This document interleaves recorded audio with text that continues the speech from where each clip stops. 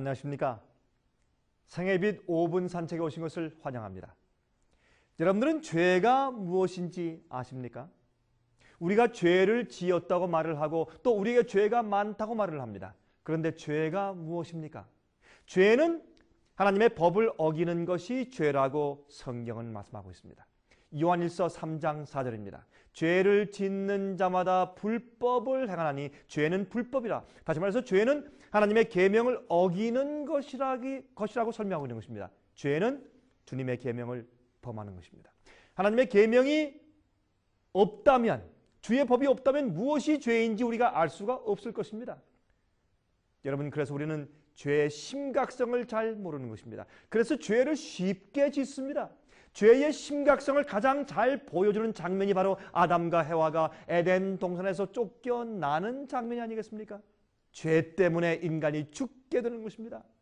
여러분, 죄에 대한 지식이 가져다준 죄에 대한 경험은 치명적인 것이죠. 하나님께서는 인간이 죄의 지식을 갖기를 원치 않습니다. 죄를 알기를 원치 않으십니다. 왜요? 죄에 대하여 아는 일만이 나쁜 것이 아니라 죄를 알게 될 때 오게 되는 죄에 대한 경험이 바로 치명적인 것입니다.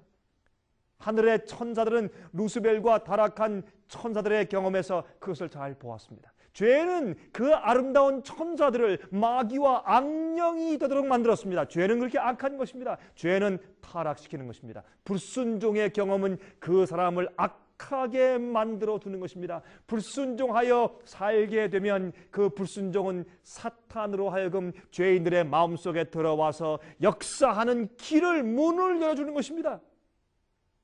여러분, 마귀의 반역의 편에 가담하게 만드는 것입니다. 여러분이시여, 죄는 피해야 합니다. 죄의 무서움을 우리가 이해할 수 있어야 합니다. 죄는 인간의 품성에 큰 연약함을 초래합니다. 원래 거룩함과 행복함과 그 순수함에서 떠나게 하는 것입니다. 충성하는 일과 순종하는 힘이 저하되는 것입니다. 여러분, 칼날에 두 면이 있는 것처럼 죄의 문제도 두 면이 있습니다. 한 면은 죄책감과 정죄의 면입니다. 이 정죄에 대한 죄책감은 우리를 하나님께로부터 분리해서 도망가게 만듭니다.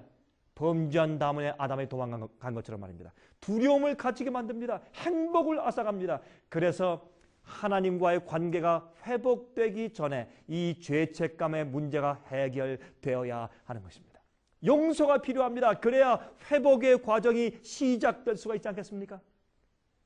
또 다른 면은 불순종을 통해서 얻게 된 죄에 대한 지식입니다. 이것은 용서를 통해서 제거할 수 없는 것입니다. 아담과 해와가 범죄한 것은 순간이었지만 그 결과는 일생을 통해서 그들 속에 흐르게 되었지 않습니까?